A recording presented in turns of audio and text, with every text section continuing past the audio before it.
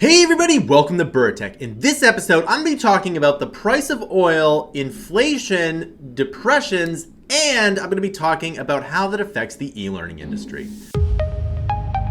All right, welcome back. So as you can see today, well, Udemy has hit an all-time low. And again, one of the reasons is that, well, oil is hitting it hasn't hit an all-time high yet, but it is getting closer to an all-time high. Now, I'm going to be talking about that in just a second here. But let's take a look here. So as you can see, there was a huge gap up in Sunday hour trading, getting all the way to 130. And this is, of course, crude oil.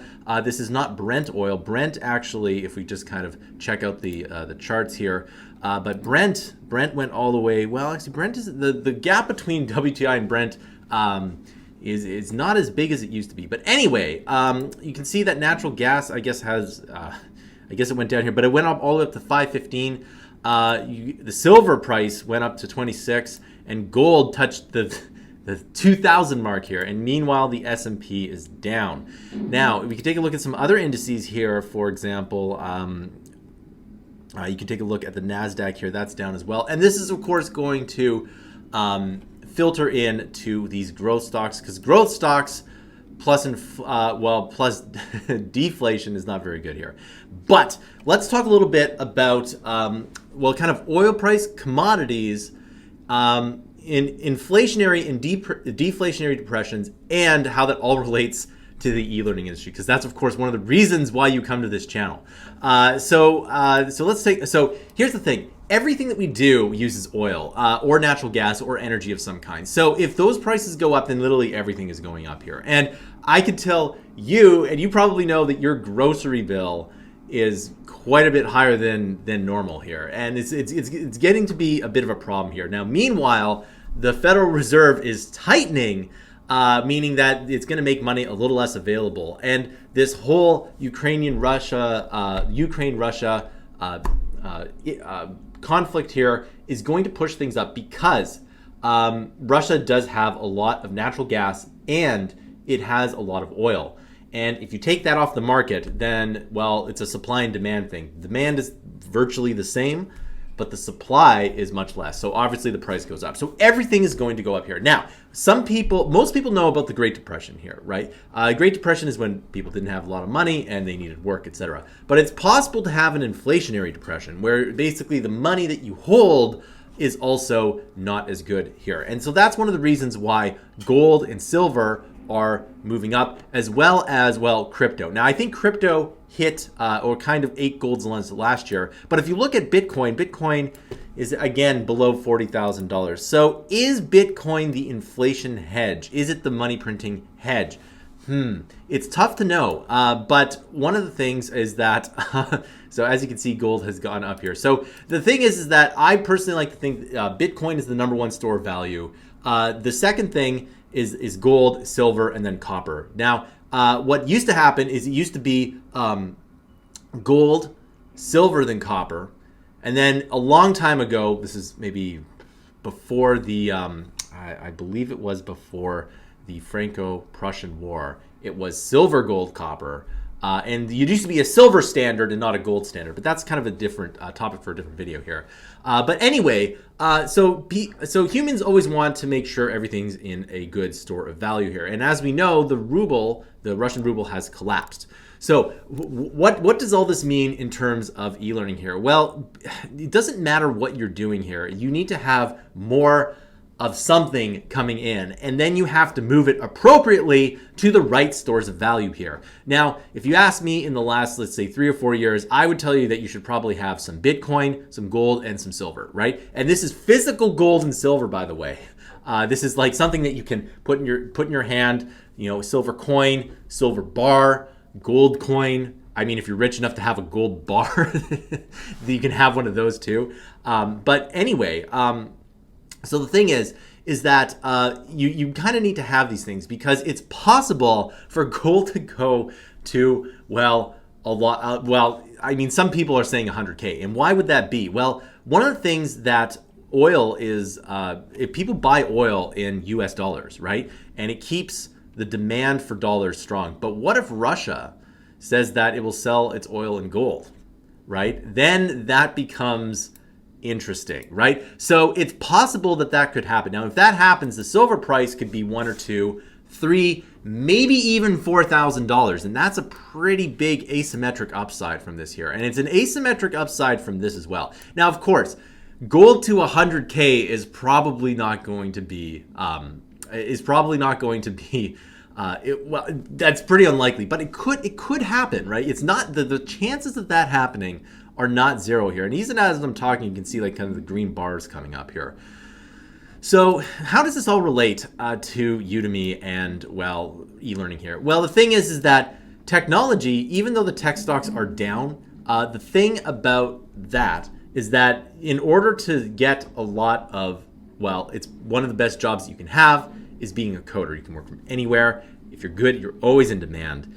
And for that, it's, you know, the demand for teaching new people how to do that is going to go up here. Now, what happens if people have less disposable income? Well, they're less likely to buy your course, but they will still buy it, because if people are, see, I noticed this a lot in the 2008 Great Financial Crisis, is that people spent a lot of money on education. Either they A, went back to school, or B, well, they didn't really buy online courses. I did, because I needed to retool in that time. And that was a long time ago, 2008 to 2011. I bought a lot of online courses, and it basically gave me the advantage over mostly everybody else. Although that was pretty difficult to work several jobs and try to start a business. But that's a story for a different time.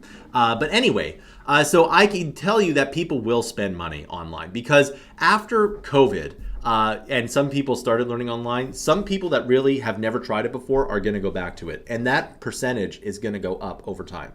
So how does Udemy get out of this funk here?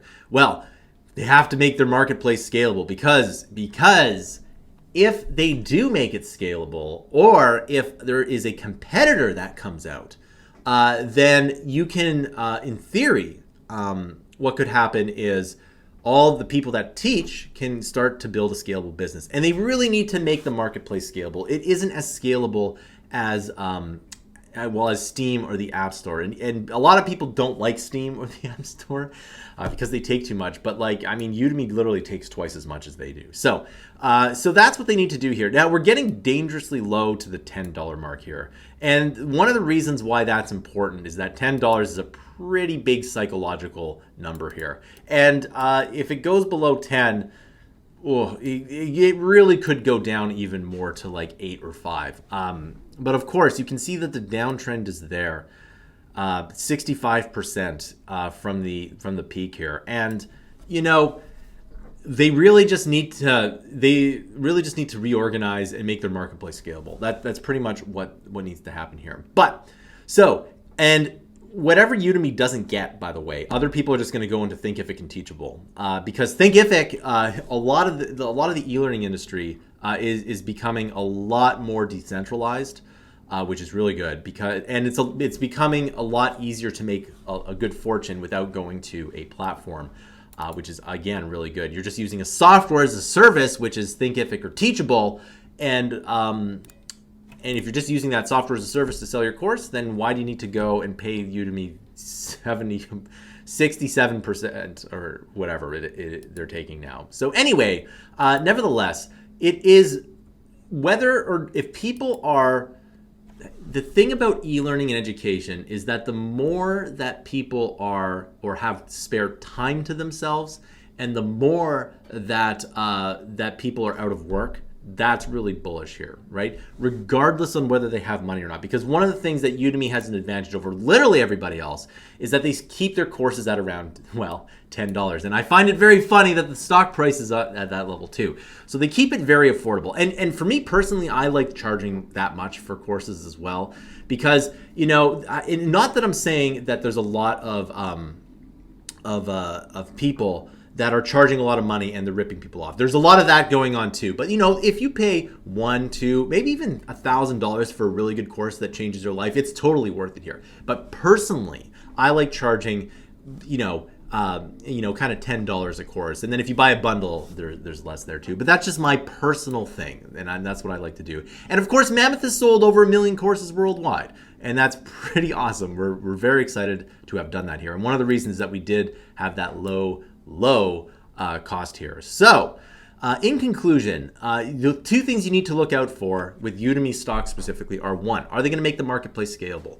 Udemy should be doing $1 billion a quarter in the marketplace. And in order to do that, they need to open up their platform a lot more than they currently have. The second thing is that are people, are they wanting to get that next level up, to put in the work to get into that next level? And two, do they have extra time to do that? Because if all those three things happen, then the Udemy stock is going to just blow up. But of course, if only two or maybe one of those things happens, we'll see. But for the e-learning industry, the last two items are super important.